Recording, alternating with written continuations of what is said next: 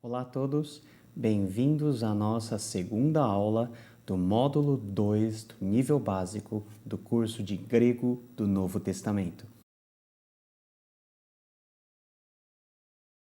Bom, depois de termos uma aula introdutória sobre o tema dos verbos, o que os verbos significam na língua grega e quais são as suas características com relação ao tempo, à voz, o modo e ao número, nós vamos agora, a partir dessa segunda aula, entrar especificamente nos tempos verbais e nas suas vozes. O primeiro tempo verbal que nós vamos explorar é o presente do indicativo ativo. A partir desta aula, eu gostaria que você acompanhasse todo o conteúdo na sua gramática Noções de Grego Bíblico. O acompanhamento por meio da gramática será muito importante porque nós temos exercícios, lista de vocabulário e conceitos muito importantes que deverão ser revisados a todo momento para que esse conteúdo seja melhor aproveitado e melhor fixado na sua mente. Estamos agora na lição número 5 da gramática e toda lição, a partir de agora, terá uma lista de vocabulário que deverá ser memorizada. Algumas observações sobre esta lista de vocabulário. Em primeiro lugar, quando essa lista tiver verbos, as formas verbais que ocorrerem nessa lista estarão todas elas na sua forma lexical. No português, a forma lexical dos verbos está no seu infinitivo. Já no grego, a forma lexical é sempre o presente do indicativo ativo, primeira pessoa do singular desse verbo. Então, todos os verbos, por exemplo, da lição 5, estão conjugadas no presente do indicativo ativo na primeira pessoa do singular, porque esta é a forma lexical, ou seja, a forma que você encontra em qualquer léxico ou dicionário da língua grega. Segunda observação. Sempre ao lado da palavra que está nessa lista de vocabulário, nós temos um número. Esse numeral expressa a ocorrência dessa palavra, ou seja, quantas vezes essa palavra aparece no texto do Novo Testamento em grego. Em terceiro lugar, e essa observação é muito importante, uma palavra pode ter vários sentidos. Obviamente, cada palavra vai ter um sentido principal, o seu sentido mais básico. Entretanto, de acordo com o contexto e com a situação, a mesma palavra pode ter 1, 2, 3 ou mais significados. Então, as definições que estão nessa lista são as definições primárias e as definições mais frequentes. Entretanto, sempre é bom você ter em mãos um dicionário para você poder consultar se, em um determinado contexto em que você está estudando ou lendo, essa definição ou esse sentido é válido ou se aplica. A partir dessas aulas, até o fim desse módulo básico e também do intermediário, todo início de aula nós vamos fazer uma rápida leitura desta lista de vocabulário, que mais uma vez deve ser memorizada. Ah, Paulo, mas por que eu devo memorizar? Memorização faz parte do processo de aprendizado de qualquer língua. Se você não armazena dentro do seu cérebro uma lista de palavras, você não tem nem como se expressar e, no nosso caso mais concreto, você não tem nem como ler. Você vai ficar totalmente refém de um dicionário ou de um software bíblico para ler e destrinchar cada palavra do texto. Então, quanto mais você memorizar, mais recursos você vai ter dentro do seu cérebro, recursos esses em termos de variedade de palavras, de vocabulário, e essa variedade vai ser muito importante para você ler o texto de forma mais fluente, de forma mais fácil. O processo de memorização de palavras é algo que não é fácil, que é algo que nós, hoje na modernidade, nós temos cada vez mais dificuldade em fazer, mas se você revisar essa lista diariamente, voltar a cada palavra diariamente, estudar com frequência, você não vai ter tanta dificuldade para memorizar as palavras e em um curto espaço de tempo você vai se surpreender, porque ao ler um texto você vai identificando cada vez mais palavras que você já memorizou anteriormente. Então é muito importante você memorizar. Então vamos para a nossa lista de vocabulário. Sempre eu vou ler a palavra em grego, repetir uma vez e em seguida falar a sua tradução mais uma vez. Tradução essa primária. Vamos lá. Na lição 5 nós temos uma lista de vocabulário e essa lista está em ordem alfabética. E o primeiro verbo que nós temos é o verbo ago. Ago. Ela ocorre 67 vezes no texto do Novo Testamento e quer dizer eu levo, eu conduzo, eu guio. Segundo verbo é o verbo akuo, akuo, que quer dizer eu ouço, eu escuto, eu entendo. Desse verbo, nós temos a palavra, por exemplo, acústica, na língua portuguesa, que tem esse sentido de ouvir, de reverberar o som. Próximo verbo é o verbo ballo. Ballo, que quer dizer eu jogo, eu lanço. A palavra balística no português vem diretamente desse verbo ballo no grego. Próximo verbo, verbo blepo. Blepo. Esse verbo quer dizer eu vejo, olho ou contemplo. Gnosco. Gnosco é um verbo muito importante no Novo Testamento porque tem o sentido de conhecer, reconhecer alguma coisa. Então, gnosco pode ser eu venho a conhecer, conheço, eu sei, compreendo ou entendo. O próximo verbo é o verbo grafo. Grafo. Grafo quer dizer escrever ou registrar. A palavra grafia no português vem diretamente desse verbo grafo. Próximo verbo é o verbo didasco.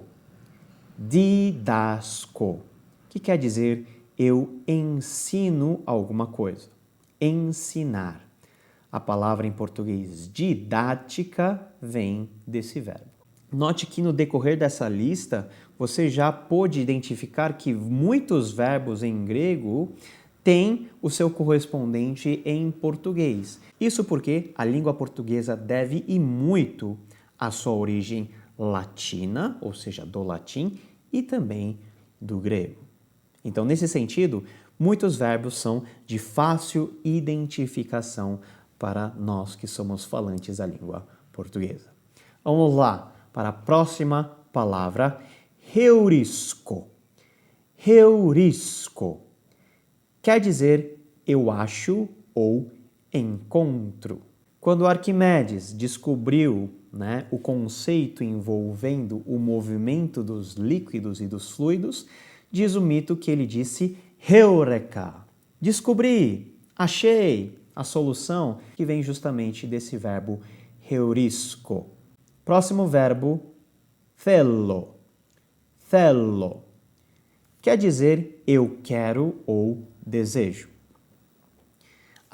O próximo verbo é muito importante porque ele ocorre de uma forma muito frequente no Novo Testamento. Ao todo, 2.262 ocorrências. A palavra lego. Lego quer dizer eu digo, eu falo. Próximo verbo, verbo luo. Luo. Note que nós temos um ditongo, ômicron com Y. Essa combinação sempre vai ser lida como se fosse um único som e o som U. Por isso é luo, luo. Lu quer dizer eu lavo. Na voz média, ela quer dizer eu me banho, eu me lavo. Próximo verbo, verbo lio. Lio. Note que há uma diferença fonética muito grande entre luo, que é eu me lavo, e lio, que quer dizer eu desato, eu solto, eu liberto, eu destruo. Muito cuidado com essas diferenças vocálicas que são sutis na escrita, mas que têm uma diferença muito grande quando o assunto é pronunciação, ou seja, fonética. Próximo verbo, sotsu. Sotsu. Sotsu quer dizer eu salvo, eu curo, eu preservo.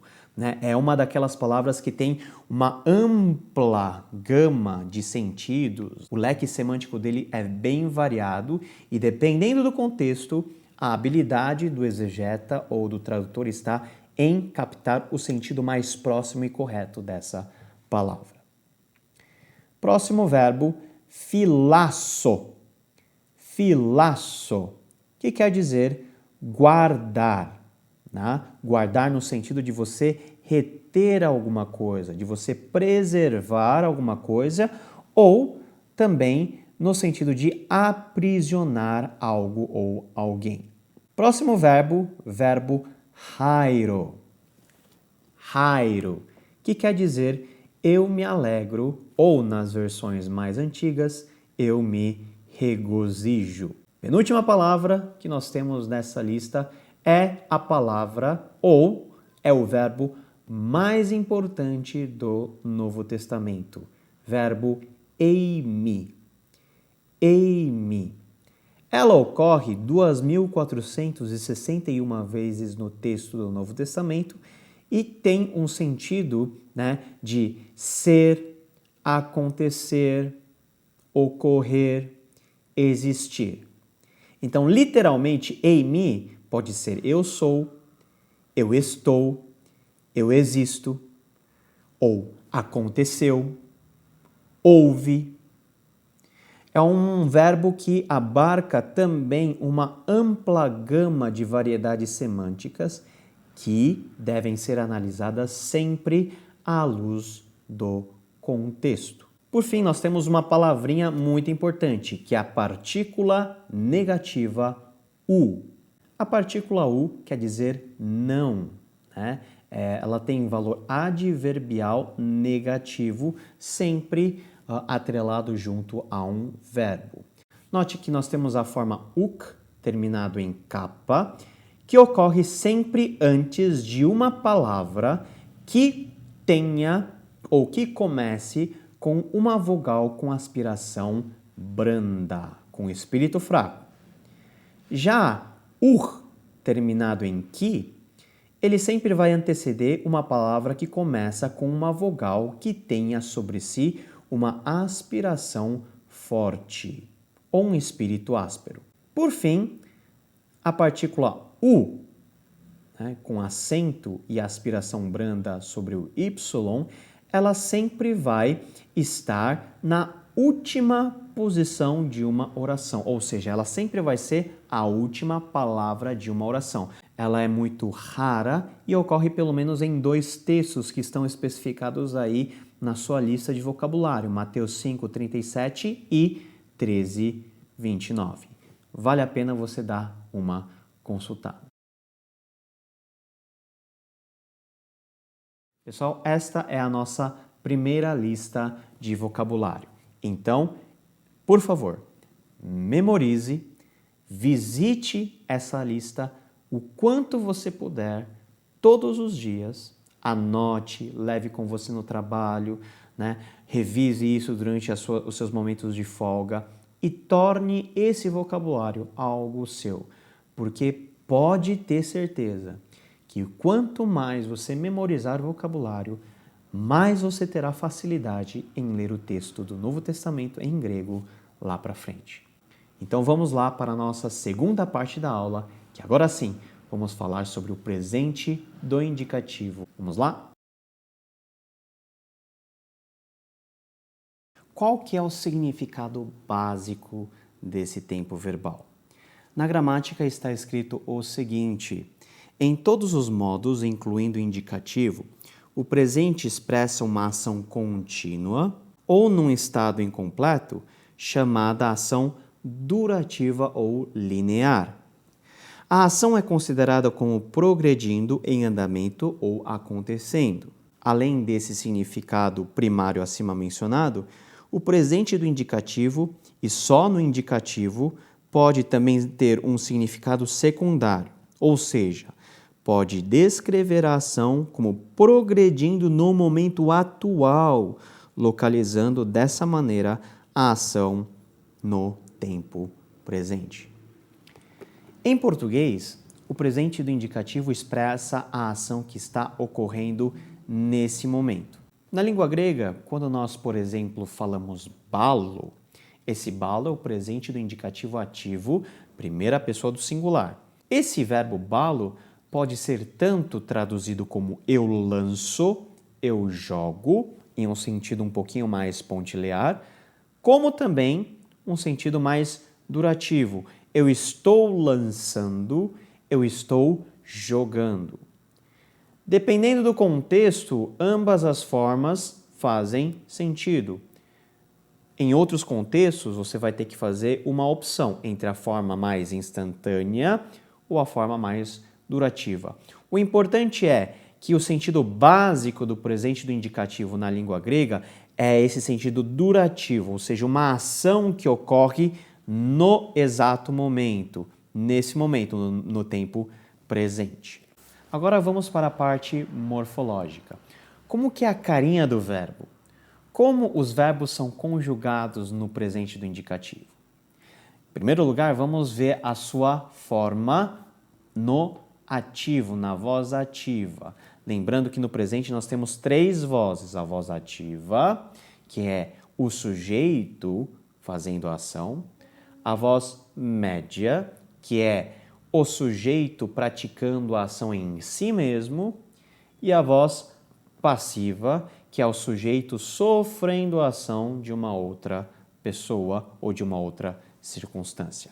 Vamos lá. Em primeiro lugar, vamos ver como que é a morfologia do presente do indicativo ativo.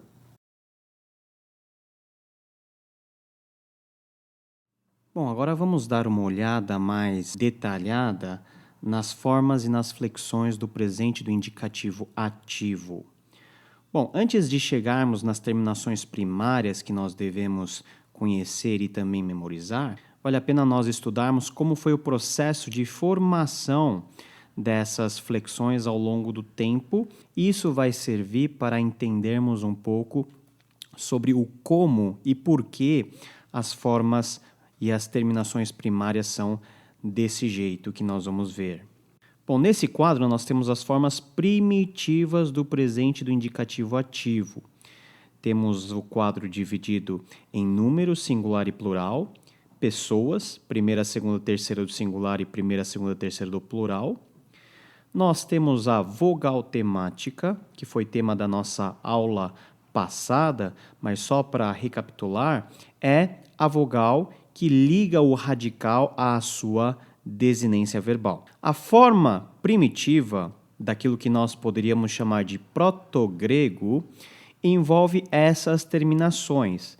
A terminação mi na primeira pessoa do singular, a terminação si na segunda do singular, a terminação ti na terceira do singular, a terminação men na primeira do plural, terminação te na segunda do plural e a terminação inti ou intin, né, considerando o ni móvel ou o ni eufônico. Então, as flexões do protogrego, ou seja, as flexões primitivas, poderiam ser mais ou menos dessa maneira: omi, esi, eti, omen, ete e onti ou ontin, considerando novamente o ni eufônico. Repare que a terminação primária da voz ativa, né, que nós utilizamos hoje e é a forma, né, que foi registrado o Novo Testamento, é ligeiramente ou muito diferente das formas que nós chamamos de primitivas. O mi se transforma em ômega, o si se transforma em eis, o ti se transforma em ei, o men se transforma em omen, o te se transforma em ete e o inti em usi ou usin. Então vamos por partes, a começar das pessoas ou das flexões no singular. Como que a flexão omi se transformou em ômega, em final o? Tá? Aí nós temos um processo de desenvolvimento da própria língua grega, onde a flexão mi foi substituída, né, pela terminação ômega. A mesma coisa vale na segunda pessoa do singular, onde o sigma ele foi descartado ao longo do tempo, fazendo com que a combinação da vogal temática epsilon mais a desinência chegasse à forma eis. De forma semelhante, na terceira pessoa do singular, o tal se perdeu ao longo do tempo, chegando à forma, no grego koiné, da flexão ei, na terceira pessoa do singular. Olhando agora a tabela na parte do plural, nós temos menos variações. Por exemplo, a combinação da vogal temática ômicron mais a desinência men, ela permaneceu como tal e nós temos a desinência no koiné da primeira pessoa do plural, omen. A mesma coisa na segunda pessoa do plural. Só que na terceira pessoa do plural, nós tivemos um desenvolvimento, o ni e o tal foram substituídos pelo ditongo ômicron y e pela consoante sigma. Tanto é que o ontin, forma do proto-grego, se transformou na flexão usi ou usin com o ni móvel. Detendo a nossa atenção no ni móvel, nós devemos nos lembrar de que esse ni só estará presente quando a palavra subsequente começar com uma vogal. Do contrário, ele será omitido. A conclusão que nós podemos chegar é que, depois de ter passado por todas essas transformações, as terminações primárias da voz ativa do presente do indicativo são essas assinaladas em vermelho. Primeira pessoa terminando em ômega, segunda pessoa do singular terminando em eis, terceira do singular terminando em ei, primeira do plural terminando em omen, segunda do plural terminando em ete e terceira pessoa do plural terminando em usin ou usi, dependendo da presença ou não do ni eufônico. Vamos colocar, então, um verbo simples, para podermos ver como que essa transformação, esse desenvolvimento ocorreu. Vamos pegar o exemplo do verbo lio, que significa soltar ou desatar. Repare comigo na coluna da forma primitiva que a conjugação do verbo lio no proto-grego se dá dessa maneira: liomi, liesi, lieti, liomen, liete e liontin. Considerando todas aquelas transformações ao longo do tempo que nós nos referimos há pouco, nós temos, finalmente, a forma do grego koiné, que também é a forma do grego ático, e a flexão do verbo lio fica dessa maneira: lio, lieis, liei, liomen, liete, liusi ou liusin, considerando a presença ou não do ni eufônico. Para o nosso estudo, a única forma, e a única conjugação, a única flexão que nós deveremos conhecer e memorizar é a flexão assinalada em vermelho, que é a flexão tanto do grego koiné quanto do grego ático. Então, podemos considerar que o paradigma dos verbos no presente do indicativo ativo são esses. Mais uma vez, considerando o exemplo do verbo lio, nós temos lio, primeira pessoa do singular, lieis, segunda pessoa do singular, e liei, terceira pessoa do singular. Liomen, primeira do plural, liete, segunda do plural, e por fim, liusi ou liusin, na terceira pessoa do plural. Se você puder, por favor, repita, depois da minha leitura, cada flexão verbal. Lio, lieis, liei, liomen, liete, liusin. No presente do indicativo ativo, além das pessoas no singular e no plural, nós temos também a forma no infinitivo. O infinitivo do verbo lio no presente do indicativo ativo é lien. Lien. Então, associando a flexão em grego com a sua tradução, nós temos o seguinte: lio, eu desato, lieis, tu desatas ou você desata, e liei, que é ele ou ela desata. Liomen, nós desatamos, liete, vós desatais ou vocês desatam. Finalmente, eles ou elas desatam, que é liusin. A forma no infinitivo fica lien, ou seja, desatar ou soltar. Nós já mencionamos que o verbo eimi, além de ser o verbo mais importante do Novo Testamento, é um verbo que nós consideramos como irregular. Irregular porque esse verbo não obedece os paradigmas mais primários das conjugações. O emi sempre vai ter uma cara própria de conjugação. Então, a conjugação do emi sempre deverá ser conhecida e memorizada de maneira à parte de todo o paradigma que até agora nós exploramos.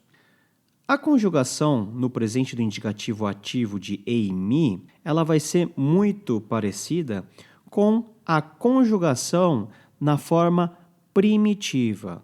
Em outras palavras, a conjugação do verbo eimi no presente do indicativo ativo vai manter muito mais da sua forma primitiva, ou seja, a conjugação do verbo eimi não sofreu ao longo do tempo as mudanças que os outros verbos sofreram quanto à sua flexão no tempo presente. Então, repare comigo a flexão verbal do verbo eimi e veja como a forma primitiva ela é bastante semelhante com a forma final no grego ático e no grego koiné.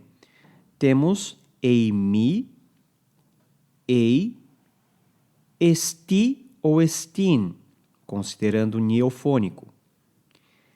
Esmen, este e eisi ou eisin, considerando também o ni eufônico. Para a infelicidade de todos os alunos, como já havia comentado, o eimi é um verbo irregular. Então, ele deve ser memorizado na sua forma irregular, ou seja, é uma forma que não se enquadra nos paradigmas, por exemplo, do verbo lio que eu apresentei agora há pouco. Então, novamente, você deve memorizar essa tabela, porque o verbo eimi é um verbo muito frequente dentro do Novo Testamento. Então, seguindo a sequência, vamos novamente ver a conjugação do verbo e associá-la à sua tradução. Eimi, eu sou. Ei, tu és ou você é. E esti ou estin, ele ou ela é. Esmen, nós somos. Este, vós sois ou vocês são. E, finalmente, na terceira pessoa do plural, elas ou eles são. Eisi ou eisin, considerando a presença ou não do ni eufônico. Agora que nós vimos a morfologia do presente do indicativo ativo, eu gostaria que você me acompanhasse agora na análise da morfologia do presente do indicativo médio e passivo. Tanto a voz média quanto a voz passiva terão a mesma carinha. Então, preste muita atenção e me acompanhe aqui na lousa. Novamente, nós voltamos à discussão das formas primitivas, agora do presente médio ou passivo ativo.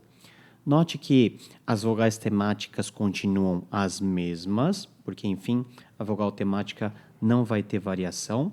Entretanto, as formas primitivas, ou seja, a forma da desinência do médio e do passivo no tempo presente, dentro do proto-grego, são as seguintes: omai, esai, etai, ometa, este, ontai.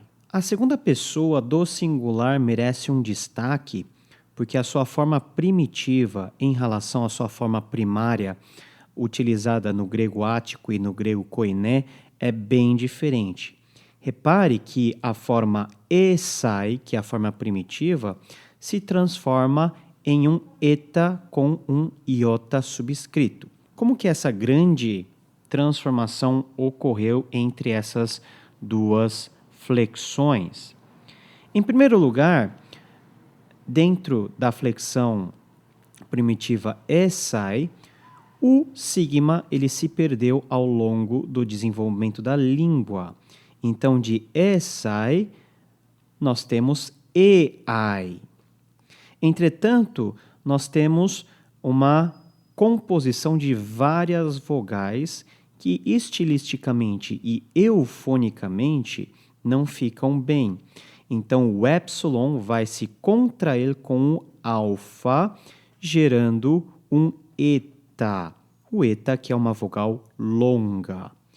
Como o iota atrelado ao eta nunca pode estar ao seu lado, e sim sob ele, nós temos a forma final eta com o iota subscrito. Então, tudo começou quando o sigma se perdeu ao longo do tempo e as vogais foram se combinando para formar essa forma final e, que é o eta com iota subscrito.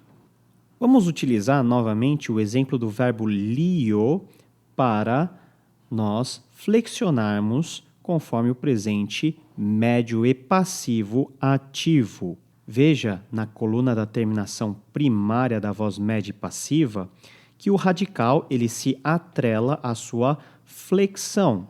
E essa flexão é a composição da vogal temática mais a sua desinência. Então, nós temos liomai, lie, lietai, liometa, lieste e, por fim, liontai. Uma atenção especial para a primeira pessoa do plural. Você pode perceber que o acento que antes estava sobre o li, ou seja, sobre o radical, ele vai estar sobre a desinência, ou seja, sobre o ômicron da desinência ometha. Por que essa alteração ocorreu? Vamos lá. Se nós juntarmos o radical li com a desinência da primeira pessoa do plural ometa, nós vamos ter liometa. Entretanto, A última posição que um acento pode ter é na antepenúltima sílaba. Por isso, o acento que antes estava sobre o radical li, ele é deslocado para o ômicron. Por isso, nós temos a forma liômetha com acento sobre o ômicron. Nesse quadro, nós podemos ver o paradigma, então, do presente médio e passivo ativo. Uma observação muito importante. No presente do indicativo e também no presente do subjuntivo, as formas do médio e do passivo serão iguais. Como nós havíamos visto nas aulas anteriores, a voz média é a voz onde o sujeito pratica sobre si a ação. É semelhante à voz reflexiva no português. Já a voz passiva é o sujeito sofrendo a ação de uma pessoa ou de uma circunstância externa a ela. Como nós temos uma forma que pode indicar duas vozes, o contexto ele indicará qual deve ser a tradução, se em voz média ou se em voz passiva. De qualquer maneira, esse paradigma deve ser estudado e também memorizado, principalmente as suas desinências. Então vamos lá, novamente pegando o verbo lio como exemplo, nós temos na primeira pessoa do singular liomai, na segunda do singular lie, na terceira do singular lietai. Na primeira do plural temos liômetha, segunda do plural é lieste e por fim a terceira do plural é liontai.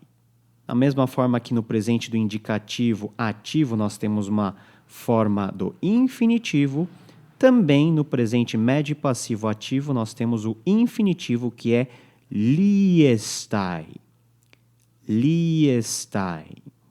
Agora vamos associar cada conjugação à sua respectiva tradução.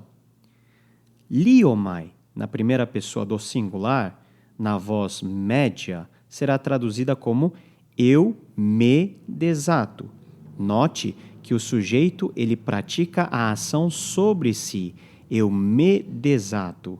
Nesse sentido, a colocação do pronome oblíquo me é importante para justamente indicar que a ação está sendo praticada pelo sujeito sobre o próprio sujeito.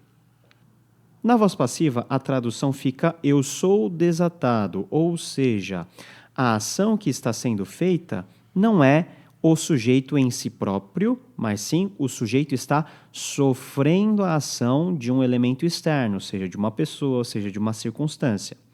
Então, a mesma palavra, o mesmo verbo conjugado na primeira pessoa do presente médio e passivo ativo, liomai, pode ser traduzido na sua voz média, eu me desato, e na sua voz passiva, eu sou desatado. Na segunda pessoa do singular, nós temos liei, que na sua voz média será traduzido como tu te desatas, e na passiva como tu és desatado. Lietai, na voz média, ele ou ela se desata, e na voz passiva, ele ou ela é desatado ou desatada. Primeira pessoa do plural, liômetha, na voz média, será traduzido como nós nos desatamos, e na voz passiva, nós somos desatados. Lieste, voz média, vós vos desatais, e voz passiva, vós sois desatados. Liontai, na voz média, eles ou elas se desatam, e na voz passiva, eles ou elas são desatados ou desatadas. Finalmente, o infinitivo liestai, na voz média, será traduzido como desatar-se, ou seja, é o ato em si de desatar, e na voz passiva, ser desatado. Note como observação final que, se na voz média o uso do pronome oblíquo é importante, na voz passiva o uso do verbo de ligação ser é fundamental. Eu sou desatado, tu és desatado, ele ou ela é desatada e assim por diante.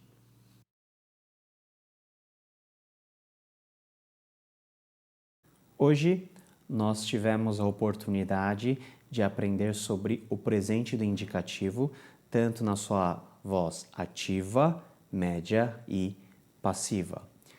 Eu peço para que você volte novamente aos conceitos, leia a lição 5 da gramática, memorize os verbos da nossa lista de vocabulário e, o mais importante, faça as lições que estão no fim dessa lição.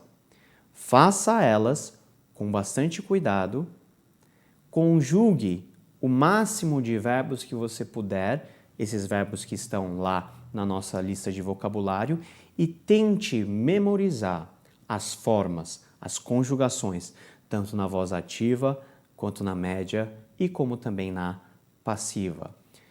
Pessoal, essa forma, a morfologia do presente do indicativo ativo, é uma morfologia que nós podemos dizer de paradigmática. Por quê? Ela vai servir de base para várias outras conjugações em vários outros tempos. Então você só tem a ganhar em memorizar toda a conjugação do presente do indicativo. Pode parecer que é um exercício difícil agora, mas você vai ver que lá na frente, esse conhecimento que você tem vai fazer toda a diferença. Então é isso, nos vemos na próxima aula. Até lá!